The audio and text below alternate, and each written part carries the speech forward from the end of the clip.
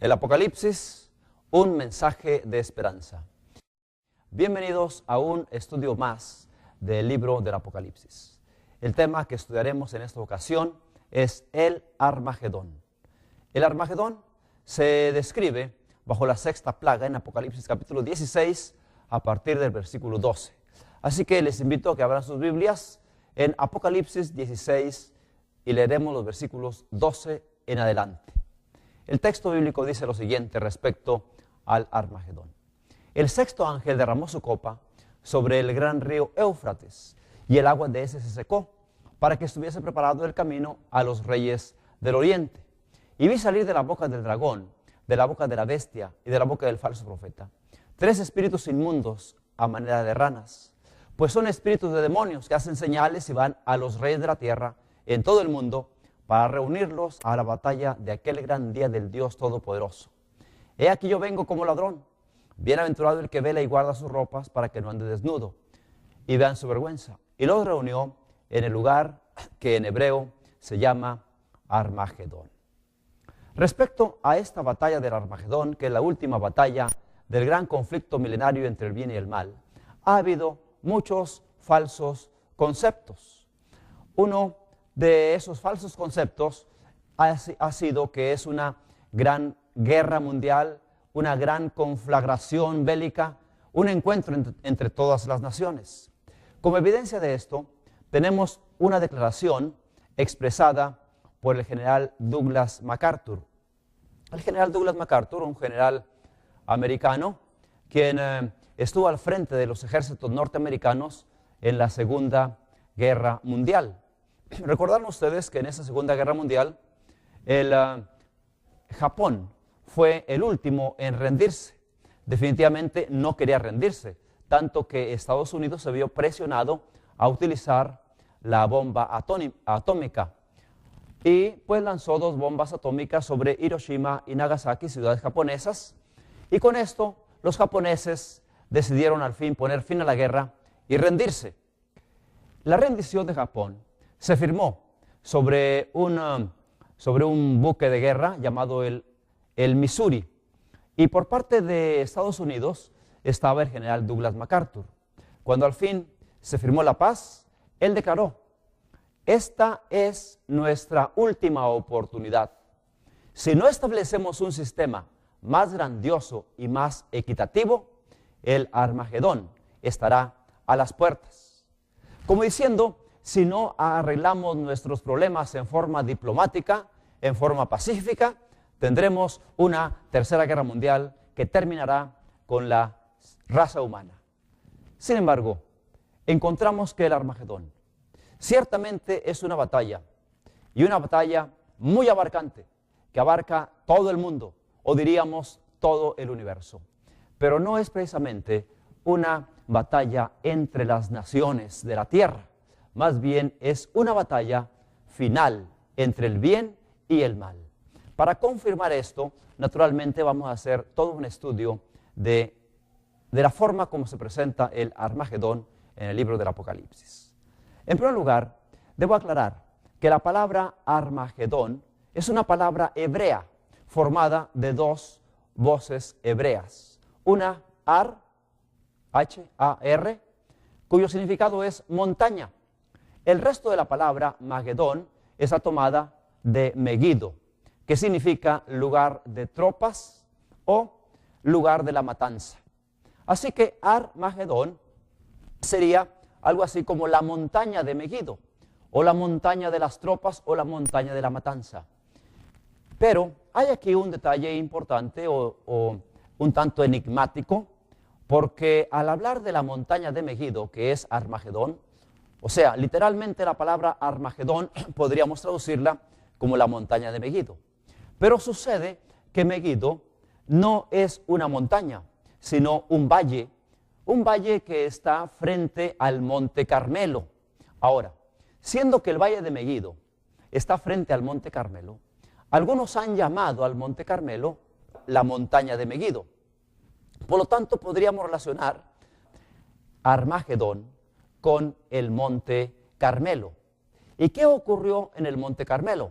Bueno, la historia del pueblo de Israel, allá en el libro primero de los Reyes, capítulo 18, nos presenta el enfrentamiento de los profetas de Baal por parte de Acab, por parte de los enemigos del pueblo de Dios, y por otro lado a Elías. Elías, como representante del pueblo fiel de Dios, se enfrentó en el monte Carmelo a los profetas de Baal. Y en esa batalla, en ese enfrentamiento que se dio en el monte Carmelo, encontramos que Elías llamó primero al pueblo a una consagración. ¿Por qué? Porque estaban enfrentando una batalla decisiva en la cual habría de decidirse si realmente Jehová era el Dios de Israel. Así que ante esa batalla decisiva, Elías invita al pueblo y les dice: ¿hasta cuándo claudicaréis vosotros entre dos pensamientos? Si Jehová es Dios, seguidle, y si Baal, id en pos de él. Elías además reunió las piedras del altar que estaba arruinado. El altar de los sacrificios estaba todo destruido, las piedras dispersas, y él reunió las piedras otra vez, reconstruyó el altar a Dios y entonces llamó al pueblo al arrepentimiento. Hay aquí ya algunas lecciones de cómo enfrentar esta batalla decisiva entre el bien y el mal. Necesitamos reunir las piedras. Las piedras se comparan a los seres humanos. El apóstol San Pedro dice: nosotros también, como piedras vivas, sed edificados en una casa espiritual. Así que el acto de Elías de reunir las piedras y edificar un altar es como si un padre de familia reúne a sus hijos como piedras vivas para edificar un altar a Jehová cada mañana y cada noche. Esto hace referencia al altar familiar, al culto matutino y culto vespertino. Quiera el Señor que cada padre y cada madre en ese tiempo final, en ese tiempo de luchas decisivas, pueda juntar sus piedras vivas y edificar un altar con ellas cada mañana para buscar a Dios en oración. Elías también entonces desafió al pueblo, porque el pueblo estaba entre servir a Dios y entre servir a Baal. Y esa indecisión representa la tibieza propia de la Odisea, que es la iglesia de nuestros días. Así que Elías llamó a tomar parte o de Dios o de Satanás. Ahora, aquí hay algunas lecciones entonces, pero también necesitamos aclarar que Armagedón, sea la montaña de Megiddo, sea el monte Carmelo, o sea el valle de Megiddo, ha sido siempre el lugar donde Dios ha obtenido la victoria. Satanás reúne a su pueblo en ese lugar llamado enigmáticamente Armagedón. Sea el monte Carmelo o sea la llanura de Megiddo, es un lugar donde en la antigüedad el ejército de Dios, el pueblo de Israel, siempre obtuvo la victoria. De modo que decimos que aquí en el Armagedón, Satanás reúne a sus huestes en el lugar equivocado, donde los enemigos de Dios siempre han sido derrotados. Un caso muy conocido es la batalla de Débora y Barak, que se registra en Jueces capítulo 4. En esa batalla de Débora y Barak, la cual se dio en el valle de Megiddo, Dios peleó desde el cielo en favor de su pueblo. El texto de allí de de Jueces capítulo 4 registra que desde el cielo pelearon las estrellas, para indicar que Dios intervino directamente en favor de su pueblo para que obtuviera la victoria sobre el ejército enemigo. Así que, para empezar, la misma palabra Armagedón ya nos da un mensaje de esperanza. ¿Por qué? Porque si la batalla final entre el bien y el mal se dará en un lugar llamado Armagedón, sea Monte Carmelo o Valle de Megiddo, tenemos la garantía y la seguridad de que Dios obtendrá la victoria. Ahora, vamos a analizar quiénes son los contendientes en esta gran batalla. Los contendientes en el Armagedón son, por parte de Satanás, la falsa Trinidad. Leímos ahí en Apocalipsis 16:13 acerca del dragón, la bestia y el falso profeta. Estas tres entidades, el dragón, la bestia y el falso profeta, son la contraparte de la Divina Trinidad, Dios Padre, Dios Hijo y Dios Espíritu Santo. De modo que si por parte de Dios tenemos la Divina Trinidad, Dios Padre, Dios Hijo, Dios Espíritu Santo, Satanás saca una falsa Trinidad que son el dragón, la bestia y el falso profeta. Ahora, hay también en esta batalla agentes comisionados. Apocalipsis 16:13 registra: vi salir de la boca del dragón y de la boca de la bestia y de la boca del falso profeta 3 espíritus inmundos a manera de ranas. Noten, 3 espíritus inmundos que van a los reyes de la tierra para reunirlos para esta última gran batalla que llaman el Armagedón. Pues también por parte de Dios salen 3 agentes comisionados, los 3 ángeles que anuncian el Evangelio eterno. Apocalipsis 14, versículos 6 al 12, describe estos 3 ángeles. Y vi otro ángel volar por el medio del cielo que tenía el Evangelio eterno para predicarlo a toda nación, tribu, lengua y pueblo. Y continúa el relato. Y luego el segundo ángel le siguió diciendo, y el tercer ángel, 3 ángeles por parte de Dios y 3 espíritus inmundos por parte de Satanás. Los 2 grandes capitanes que encabezan los ejércitos del bien y del mal, naturalmente son Jesucristo por parte del bien y Satanás por parte del mal. Y 2 ciudades en conflicto, las capitales de los reinos de Jesús y de Satanás. Por un lado está Babilonia y por el otro lado está Jerusalén. Babilonia como el centro de operaciones de Satanás y Jerusalén como la capital del reino del pueblo de Dios. Así que el Armagedón es una batalla final, una batalla universal, la batalla final entre Cristo y Satanás. El mundo entero es el escenario de la gran batalla cósmica llamada el Armagedón. Elena G. de White declara: tendrá lugar la batalla del Armagedón, y ese día no debe encontrar a ninguno de nosotros durmiendo. Debiéramos estar completamente despiertos, como vírgenes prudentes que tenemos aceite en nuestras vasijas y en nuestras lámparas. El poder del Espíritu Santo debe estar sobre nosotros, y el capitán de las huestes del Señor estará a la cabeza de los ángeles del cielo para dirigir la batalla.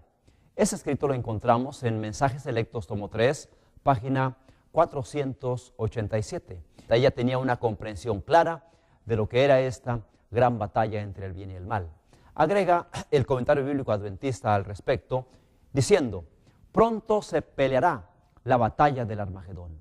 Aquel sobre cuya vestidura está escrito el nombre Rey de Reyes y Señor de Señores, conduce a las huestes celestiales montadas en caballos blancos, vestidos de lino fino, limpio y blanco. Esto es comentando Apocalipsis 19, 11 al 16, donde se describe en forma profética la segunda venida de Cristo. Comentario bíblico adventista, tomo 7, página 993. Uno de los aspectos fundamentales de esta batalla es el hecho que el río Éufrates se secó. El texto comienza diciendo que el sexto ángel derramó su copa sobre el gran río Éufrates y el agua de este se secó. El Éufrates representa a los pueblos sobre los cuales domina la Babilonia simbólica, y el secamiento de sus aguas indican que le quitan su apoyo a Babilonia. Los reyes del oriente en este caso simbolizan a Cristo y a los ángeles que le acompañan, y el Armagedón, la última batalla del conflicto entre Cristo y Satanás, que se librará en el campo de batalla de esa tierra. De manera que el retiro del apoyo humano a la Babilonia simbólica se considera como la eliminación de la última barrera para su derrota y castigos finales. Esto lo encontramos en el comentario bíblico adventista, tomo 7, página 856 y 857. Permítanme hacer algunas reflexiones aquí respecto al secamiento del río Éufrates. En la antigüedad de la antigua ciudad de Babilonia, la Babilonia de Nabucodonosor y de los reyes que le siguieron, estaba sostenida, o diríamos la fuente de vida para esa ciudad era el río Éufrates. La ciudad estaba completamente amurallada, pero el río cruzaba por debajo de la muralla, recorría toda la ciudad y salía por el otro extremo de la ciudad, también por debajo de la muralla. Cuando Ciro y Darío llegaron para conquistar la ciudad de Babilonia, los medos y los persas, los reyes del oriente, cuando llegaron para conquistar la ciudad, se enfrentaron con esa gigantesca muralla y con una ciudad que prácticamente era imposible que ellos hicieran caer, rendirse y que ellos conquistaran. Pero a Darío se le ocurrió la brillante idea de desviar el cauce del río Éufrates. Y literalmente el Éufrates se secó para que los reyes del oriente pudieran conquistar Babilonia. ¿Cómo lo hizo? Bueno, en el cauce del río, antes de entrar a la muralla, de pasar debajo de la muralla para recorrer la ciudad de Babilonia, pusieron a trabajar parte de su ejército en un canal para conducir las aguas hasta un lago artificial. Y así, el agua del río Éufrates descendió en su nivel, naturalmente porque estaba siendo desviada. Y el lugar por donde pasarían las aguas quedó libre para que los ejércitos de Ciro y Darío pudieran entrar a la ciudad. El ejército entonces había sido dividido en tres grupos, unos trabajando en desviar las aguas del río Éufrates, otros colocados a la entrada del cauce del Éufrates a Babilonia, y otros colocados a la salida del río Éufrates de la ciudad de Babilonia. Así que cuando el nivel del agua descendió suficiente como para que los soldados pudieran entrar, entraron por ambos lados y se encontraron en medio de la ciudad de Babilonia. Los babilonios estaban tan confiados que las compuertas que daban del río a la ciudad las habían dejado abiertas.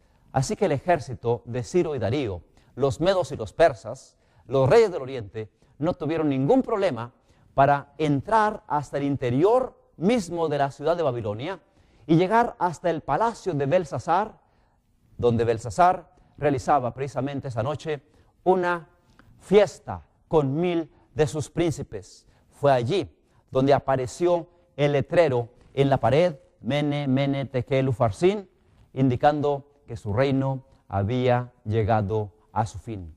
Y esa misma noche fue muerto Belsasar, y Babilonia como imperio mundial terminó y pasó al dominio de los medos y los persas. De modo que el secamiento del río Éufrates fue un elemento fundamental para la conquista de Babilonia, para su caída. Así también en el tiempo del fin. En el tiempo del fin, el secamiento del río Éufrates, o sea, el retiro del apoyo del pueblo, de la humanidad a Babilonia, es su preparación para su caída. El secamiento del Éufrates indican que le quitan el apoyo a Babilonia. Y entonces, los reyes del oriente, ahora ya no Ciro y Darío, sino Cristo y sus ángeles, quienes vienen por el oriente, llegan para conquistar Babilonia y dar el edicto de que su pueblo que está allí cautivo pueda regresar ahora a la Jerusalén celestial. Porque la historia del pueblo de Israel del Antiguo Testamento nos indica que cuando Ciro y Darío conquistaron Babilonia, ellos dieron decretos para que los judíos que estaban cautivos en Babilonia regresaran a Jerusalén para reconstruirla. Así también ahora, Cristo y sus ángeles, los reyes del oriente, producen el secamiento del río Éufrates. Babilonia queda lista para ser destruida. Llega Cristo y sus ángeles, destruyen Babilonia y redimen a su pueblo que se encuentra cautivo allí. El Armagedón entonces es la última batalla del gran conflicto entre Cristo y Satanás que se libra en el campo de batalla que es esta tierra. Ahora, los tres poderes por parte del enemigo, el dragón, la bestia y el falso profeta. Estos tres poderes se unen para guerrear contra Jesús, contra los reyes del oriente. Pero dice el registro sagrado, pelearán contra el Cordero, pero el Cordero los vencerá. Apocalipsis 17:4 registra esas victoriosas palabras o ese encuentro final en donde esos tres poderes, el dragón, la bestia y el falso profeta, pelean contra Jesús, contra el Cordero. Pero el texto dice claramente, el Cordero los vencerá, porque Él es Señor de señores y Rey de reyes, y los que están con Él son llamados y elegidos y fieles. Así que no tenemos nada que temer si estamos del lado de Jesús. Los reyes del oriente, Cristo y los ángeles, conquistan la gran Babilonia, y entonces nosotros, el pueblo de Dios, aún cautivo en esta Babilonia, somos liberados y trasladados con Jesús a la patria celestial. Esa es la enseñanza que encontramos en la misma palabra Armagedón. Dios interviene en favor de su pueblo. Dice el registro sagrado en Salmos 148:8, y Elena G. de White lo registra en Patriarcas y Profetas, página 547. Por su propia voluntad, Dios convoca a las fuerzas de la naturaleza y les ordena que exterminen el poderío de sus enemigos. El fuego y el granizo, nieve y vapor, el viento de tempestad que ejecutan su palabra, son los elementos que Dios utiliza para destruir a los impíos que se unen para tratar de destruir a su pueblo. El revelador describe la destrucción que se producirá cuando salga una gran voz del templo del cielo, del trono, diciendo, hecho es, dice él, y cayó del cielo sobre los hombres un grande granizo, como del peso de un talento. Apocalipsis 16, 17 y 21. Así que Jesús es vencedor. La triple unión llamada Babilonia es destruida. Babilonia representa la confusión espiritual creada por Satanás, la unión del espiritismo, el catolicismo y el protestantismo apóstata. Tres poderes que se unen y son destruidos por Jesús en ocasión de su segunda venida. Esa gran Babilonia caerá ante la llegada de Jesús. Y Apocalipsis 18 y versículo 2 registra, ha caído la gran Babilonia, siendo este un anuncio de victoria para el pueblo de Dios. ¿Y por qué ha caído Babilonia? Porque se ha hecho habitación de demonios y albergue de toda ave inmunda y aborrecible. Por lo tanto, antes de que esa gran Babilonia sea destruida, Dios nos llama, huid de en medio de Babilonia y librad cada uno su propia vida, para que no perezcáis a causa de su maldad, porque el tiempo es de venganza de Jehová, le dará su pago. Es interesante notar cómo desde el Antiguo Testamento, en Jeremías 51:6, Dios llamó a su pueblo con palabras similares que utiliza ahora en el tiempo del fin. En aquel tiempo, su pueblo judío estaba cautivo en Babilonia, y Dios le dijo, huid de en medio de Babilonia, y sed como los machos cabríos que van delante del rebaño. También en ese tiempo del fin, Apocalipsis 18:4, Dios nos dice, salid de ella, pueblo mío, para que no recibáis parte de sus plagas. Dios está llamándonos ahora a salir de Babilonia, porque esa gran Babilonia va a ser destruida. Ahora, ¿cómo podemos salir de Babilonia e identificarnos con el pueblo de Dios? Porque el salir de Babilonia no indica que quedemos en el vacío. Salimos de Babilonia, sí, pero para unirnos al pueblo de Dios representado por Jerusalén, por Israel. Dos ciudades en conflicto. Babilonia, que será destruida, que representa todos los poderes del mal. El catolicismo, el protestantismo apóstata y el espiritismo, que serán destruidos, serán derrotados por la intervención de Dios. Y por otro lado está Jerusalén, la capital del reino de Israel, del reino de Dios. Dios quiere que salgamos de Babilonia y vayamos a Jerusalén. Pues bien, para ir de Babilonia a Jerusalén hay que cruzar por el río Jordán. El Jordán, aún en nuestros días, es el límite actualmente entre Israel y Jordania. Así que si queremos entrar a Israel para ir a Jerusalén, la capital de Israel, necesitamos cruzar el río Jordán, que es el del bautismo. El libro de los Hechos, capítulo 2 y versículo 41, nos indica que los que recibieron la palabra predicada por los primeros discípulos fueron bautizados.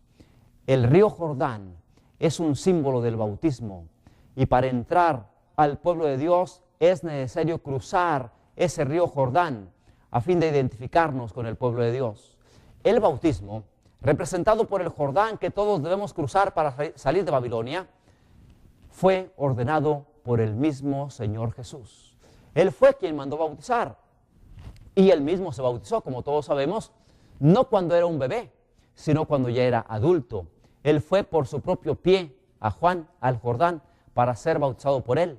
Y Juan se le oponía diciendo: yo necesito ser bautizado por ti, ¿y cómo tú vienes a mí? Pero Jesús le dice: permítelo por ahora, porque así nos conviene cumplir toda justicia. Entonces se lo permitió. Enseguida Jesús subió del agua, y aquí los cielos le fueron abiertos, y vio al Espíritu de Dios que descendía como paloma y venía sobre él. Y aquí una voz de los cielos decía: este es mi Hijo amado, en quien tengo complacencia. Así que, así como nos describe el bautismo de Jesús, después encontramos el mandato de Jesús: por tanto, id y haced discípulos a todas las naciones, bautizándoles en el nombre del Padre, del Hijo y del Espíritu Santo, enseñándoles que guarden todas las cosas que os he mandado. Y aquí yo estoy con vosotros todos los días hasta el fin del mundo. Ahora, otro pasaje bíblico que nos habla de la importancia del bautismo es en el Evangelio de San Marcos, capítulo 16 y versículo 16. El que creyere y fuere bautizado será salvo, mas el que no creyere será condenado. Este pasaje nos indica que es necesario, una vez que hemos creído, dar ese paso del bautismo para identificarnos con el pueblo de Dios.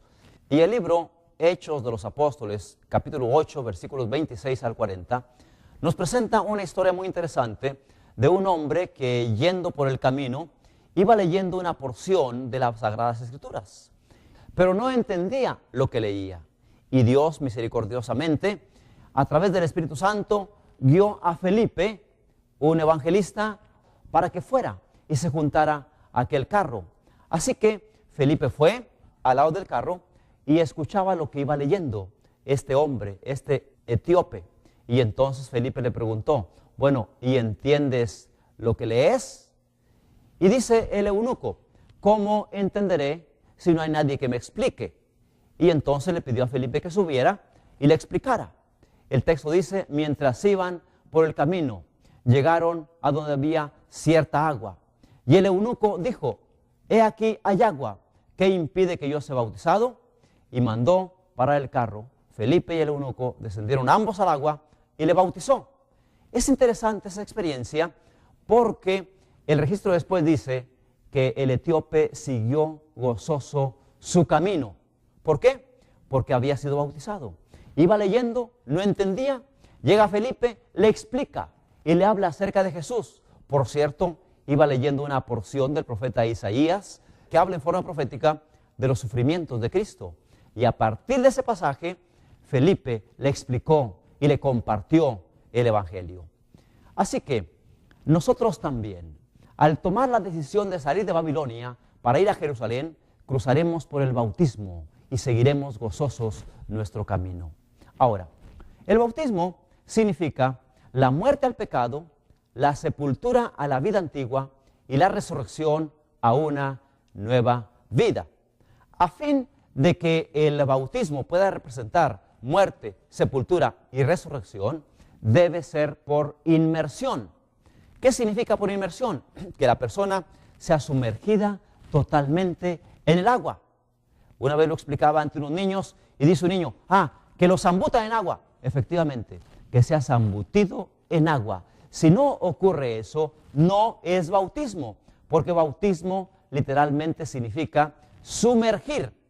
Y así la persona que resuelve morir al pecado es sepultada en la tumba líquida del bautismo y de allí sale para una nueva vida, como escribió San Pablo, a fin de que, como Cristo resucitó de los muertos por la gloria del Padre, nosotros también andemos en vida nueva. Así que bautizar significa sumergir.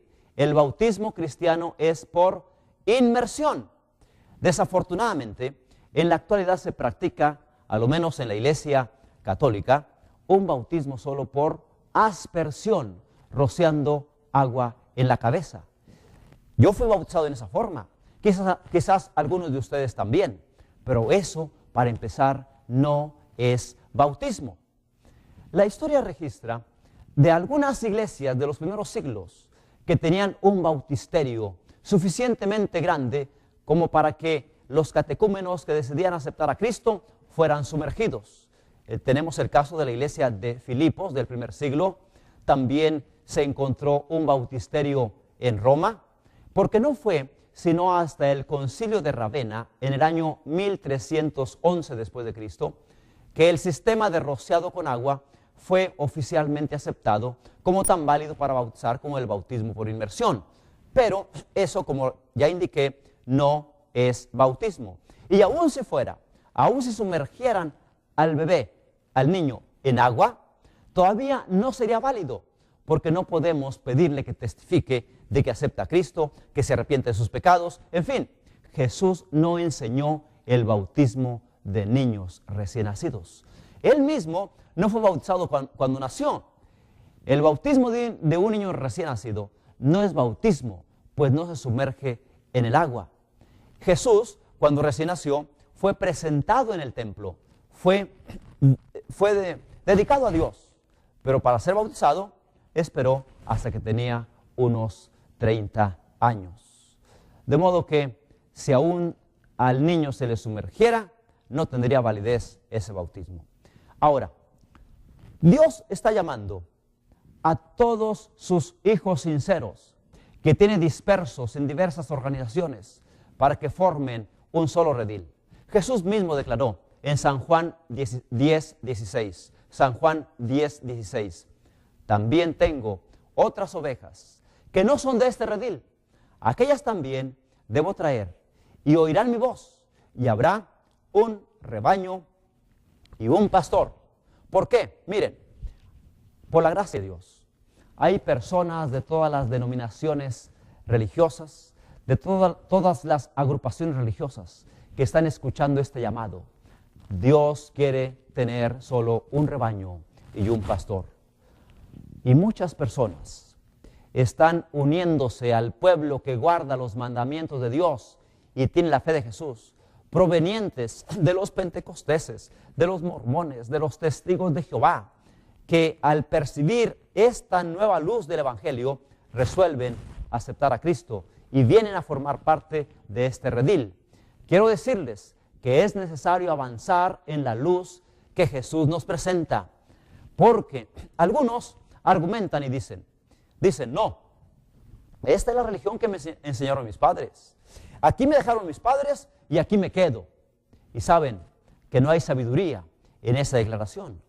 Es una necedad más bien aferrarnos a las tradiciones y enseñanzas que recibimos de nuestros padres solamente por amor a ellos, cuando a nosotros se nos ha mostrado una mayor luz, un nuevo camino. Se nos ha iluminado la mente, la conciencia con la verdad que emana de la palabra de Dios. Imagínense, por ejemplo, si yo dijera, voy a quedarme en lo que mis padres me enseñaron.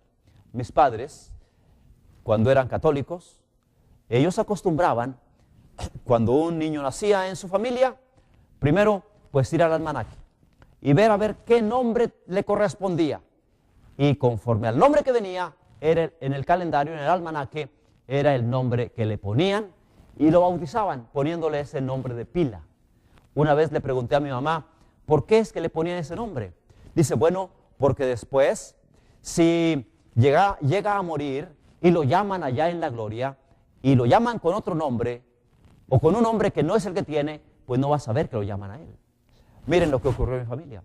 Mi hermano mayor nació un día 6 de enero. ¿Y cómo creen que se llama? Reyes. Es el día de los santos reyes. Y le pusieron Reyes. Una vez le preguntaban, ¿cómo te llamas? Reyes Espinosa. ¿Pero tu nombre? Reyes Espinosa. Como Reyes es apellido, creían que solo le estaba dando sus dos apellidos. Su nombre es Reyes. Tengo otro hermano que nació el 2 de febrero. El 2 de febrero. ¿Y cómo creen que se llama? Candelario. El 2 de febrero es el día de la Candelaria. Yo mismo nací un 24 de septiembre. 24 de septiembre. Y mis papás van al almanaque a ver qué nombre le ponemos a este niño. Y allí decía, Nuestra Señora de las Mercedes. Afortunadamente no me lo pusieron completo. Solo me pusieron José Mercedes. ¿Se imaginan? Me han puesto Nuestra Señora de las Mercedes. Ahora, y que yo dijera, esto me enseñaron mis padres, aquí me quedo, no avanzo más. Y cuando nació mi hijo, yo le dije a mi esposa, bueno, vamos a ver qué nombre le toca. Y ponerle allí el nombre que aparece en el almanaque solo por seguir la tradición que me dejaron mis padres. No, mis amigos, necesitamos avanzar en la nueva luz que la palabra de Dios nos muestra.